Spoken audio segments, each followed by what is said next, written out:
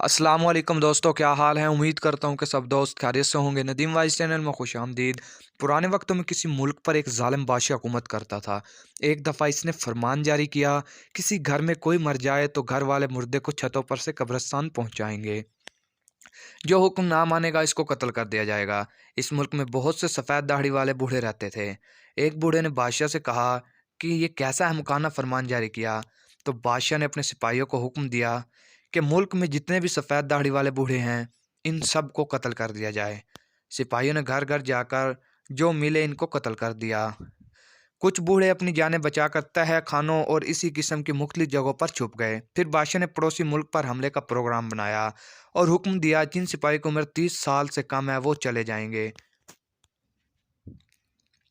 बाकी इधर ही रुकेंगे। इन सिपाहियों में से एक जाकर नाम का नौजवान था।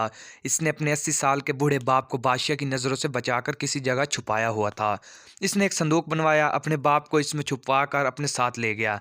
काफ़ी सफ़र के बाद बादशाह ने एक पहाड़ के दामन में जहाँ एक दरिया मिला जिसका पानी शोर मचाते हुए बह रहा था, पड़ाव डालने का हुक्म दिया। चांदनी रात थी। बादशाह दरिया के किनारे पर बैठा था।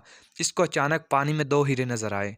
इसने काफ़ी सिपाहियों को हीरों को निकालने के लिए दरिया में गोता लगाने को और ये फरमान भी जारी किया, जो खाली हाथ लौटेगा वो मारा जाएगा। बारी बारी कई सिपाही मौत के हवाले हो गए। अब बारी जाकिर की आने वाली थी। वो अपने बाप के पास गया और बोला, बाजान मेरी खताएं माफ़ कर देना। बूढ़े ने कहा, पूछा क्या हुआ। जाकिर ने सारा किस्सा सुनाया। तो बूढ़े ने कहा कि दरिया के किनारे कोई दरख्त है। जाकिर ने कहा, जी हाँ। तो बूढ़े ने कहा कि हीरे दरिया में नहीं, दरख्त पर किसी घोंसले में है। जब जाकिर की बारी आई तो इसने बादशाह को दरख्त से हीरे लाकर दे दिए। सुबह हुई तो बादशाह और सिपाही चल दिए। वो चले जा रहे थे कि आगे काफ़ी चूंटियां नजर आई। बादशाह ने सिपाहियों से पूछा कि इतनी चूंटियां कहाँ से आ गई, क्या माजरा है। कोई इस सवाल का जवाब ना दे सका तो बादशाह ने ऐलान किया कि मैं हर एक से सवाल करूंगा, जिसका जवाब मुझे अच्छा ना लगा उसे मैं कत्ल कर दूंगा। अब फिर जाकर ने सारा किस्सा अपने बाप को जो संदूक में था सुनाया। तो इसने कहा, बादशाह से कहना दरिया में एक घड़ा पड़ा है जिसमें पहले तेल था। चूंटियां इसके गिर्द मंडला रही हैं। जब बादशाह हुक्म दे कि घड़ा निकाल कर लाओ तो किसी दरख्त पर चढ़ जाना।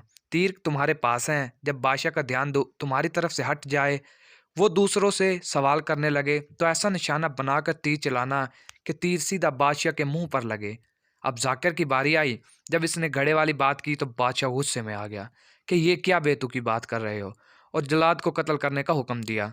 लेकिन पहले जाकिर बोल पड़ा कि मैं घड़ा निकाल कर लाता हूँ, और इसके बाद इत्तफाक से वही सब हुआ जो बूढ़े ने कहा था।